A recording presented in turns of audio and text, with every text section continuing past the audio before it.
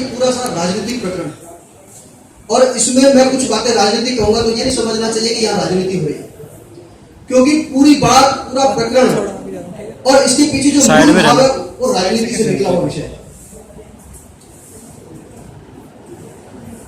अभी पिछले कुछ दिनों में हमने दो शब्द चर्चा में सुने, एक असहिष्णुता और इस देश की अभिव्यक्ति की स्वतंत्रता खतरे में। इस प्रकार के दो वाक्य हमने सुने।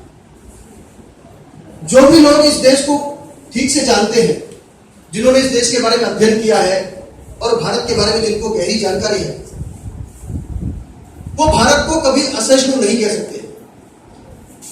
मैं एक छोटा सा उदाहरण दूंगा कि भारत के अनेक जीवन मूल्यों में से, या हम ये कहें कि भारत की अनेक मान्यताओं में से एक मान्यता है पुनर्जन्म का सिद्धांत। पुनर्जन्म का सिद्धांत हम सब जानते हैं कि व्यक्ति मरता है तो उसके पश्चात वो दोबारा जन्म लेता है। तो ऐसे मूलभूत सिद्धांत की अवहेलना करते हुए पूर्व में एक इस प्रकार का विद्वान हुआ, उसने कहा कि यावत जीवेत सुखम जीवेत दृढ़ं कृत्वा घृतं पिबेत भस्मीभूतस्य देहस्य पुनर्जन्मं कुतः।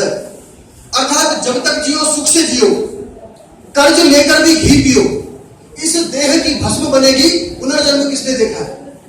और वो यहीं तक ही नहीं रुका, इससे आगे जाकर के कहता है कि पीत्वा पीत्वा पुनर्पीत्वा यावत पतित भूतले पुनरुत्थाय पुनः पीत्वा पुनर्जन्म न विद्यते। अर्थात पियो पियो जी भर के पियो। क्या पी जाती आप सब जानते हैं कि जी भर के पियो और तब तक पीते रहो जब तक पी करके तुम जमीन पर धराशायी ना हो जाओ। और फिर वह आगे कहता है कि जब तुम्हें होश आ जाए तो फिर पीना शुरू कर दो, पुनर्जन्म किसने देखा है। अर्थात इस प्रकार की बातें कहने वाला भी भारत में ऋषि कहलाया, उसका सरगर्म नहीं किया। तो हम सब जान सकते हैं कि भारत में अतीत में असहिष्णुता या सहिष्णुता का स्तर क्या रहा, ये कहने की आवश्यकता नहीं है। लेकिन अभी जो पिछले कुछ दिनों में घटनाक्रम हुए, ये घटनाक्रम कोई अचानक हो गया या पहले कभी ऐसे घटनाक्रम हुए ही नहीं है, ऐसा नहीं है। पिछले 60 वर्षों से इस प्रकार के घटनाक्रम होते रहे हैं, देश विरोधी गतिविधियां होती रही हैं, लेकिन अभी कुछ कारणों से ये प्रकाश में आई है, हमारे सामने उपस्थित हुई है। जैसे मैंने कहा कि विषय राजनीतिक है, इसलिए थोड़ी बहुत राजनीति की चर्चा भी मैं करूंगा। किसी भी देश का प्रधानमंत्री या किसी भी देश का राष्ट्राध्यक्ष, यह आवश्यक है कि वो उसमें राजनीतिक सूझबूझ होनी चाहिए, समझदारी होनी चाहिए, लेकिन इसके साथ साथ वह राष्ट्राध्यक्ष या प्रधानमंत्री अच्छा मनोवैज्ञानिक भी होना चाहिए।